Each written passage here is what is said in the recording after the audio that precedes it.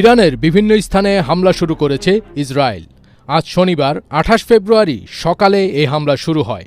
Israeli সংবাদ মাধ্যম Times of Israel ও জেরুজালেম পোস্ট এ তথ্য নিশ্চিত করেছে।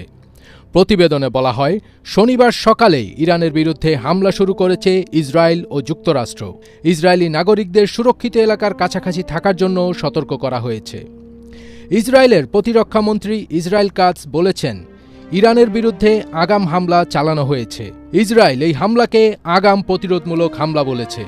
তিনি আরও বলেন, ইরানের বিরুদ্ধে আগাম হামলা চালিয়েছে ইসরায়েল, যাতে আমাদের রাষ্ট্রের ওপর ঝুঁকি দূর করা হয়। এদিকে ইসরায়েলের বিভিন্ন স্থানে সাইরেন বাজতে শুরু করেছে। ইসরায়েলি প্রতিরক্ষা বাহিনী সাধারণ মানুষকে বোমা আশ্রয়কেন্দ্রের কাছাকাছি থাকার জন্য সতর্ক করেছেন।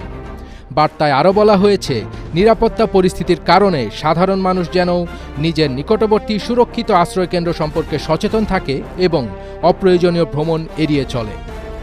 এর আগে ইরান ইস্যুতে আলোচনা নিয়ে অসন্তোষ প্রকাশ করেছেন মার্কিন প্রেসিডেন্ট ডোনাল্ড ট্রাম্প। স্থানীয় সময় শুক্রবার হোয়াইট হাউসে তিনি বলেছেন, জেনেভায় তৃতীয় দফা আলোচনা শেষে ইরানের পরমাণু আলোচনা তাদের আচরণে তিনি সন্তুষ্ট।